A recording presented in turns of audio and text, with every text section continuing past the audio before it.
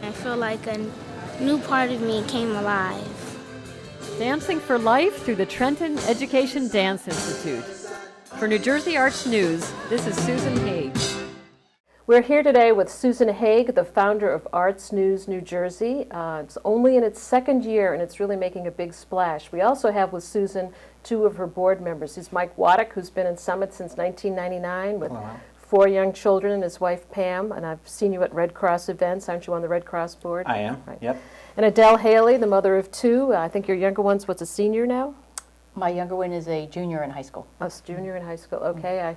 I remember Adele, I used to see her reports from Wall Street. She's a Wall Streeter and has been a big community supporter for a long time now. Now, Susan, why don't you tell us more about Arts News and why you thought up this idea? Sure. Well, it was about 15 years ago. I was conducting the Windsor Symphony Orchestra in Windsor, Ontario, and noticed week in and week out very little was going on television news about the arts in Windsor, even though there was a lot of activity. And I really began thinking, what's going on here?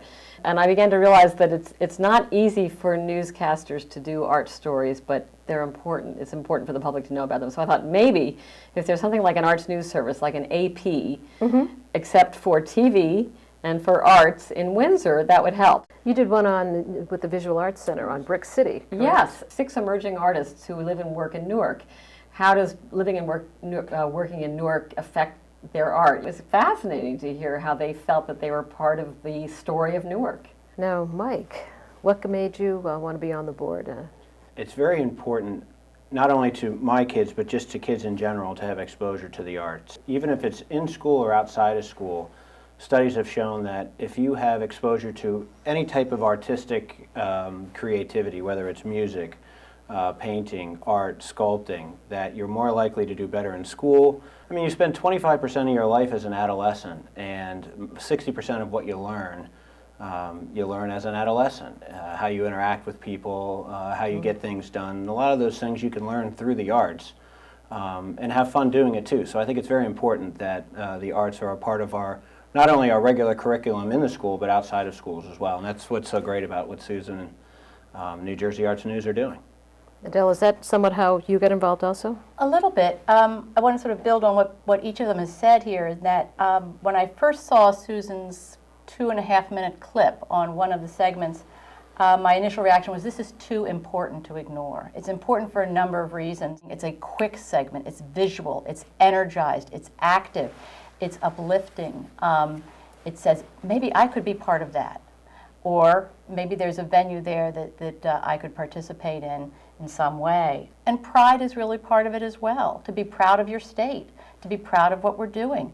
What's going on at the Arts Center, what's going on in Morristown, what's going on across the nation. It's not just Summit, we're a state, and it can reach. I just saw this as a model that could be played out across many states if it takes hold, and I was so impressed with how Susan has brought it together. So Susan, what's been your favorite story so far?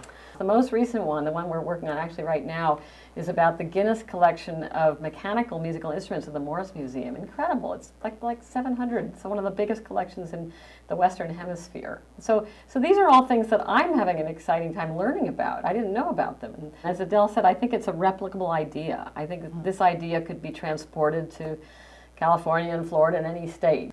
Unfortunately, we have to conclude this segment, but we will end with the 2-minute segment on apple farms. It's fascinating, gets you thinking about camp.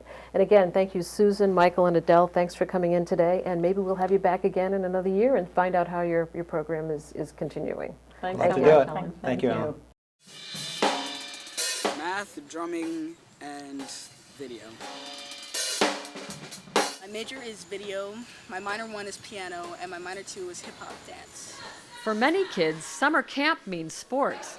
But at Apple Farm Summer Arts Camp in rural Salem County, recreation and exploring the arts go hand in hand. Last year I had baritone, horn as my major, and I kept swimming as minor 1. Sports is like a big part of my life.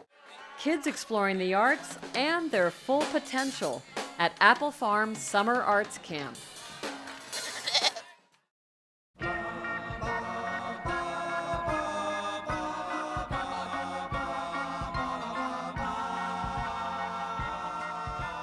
Blue sky, sunshine.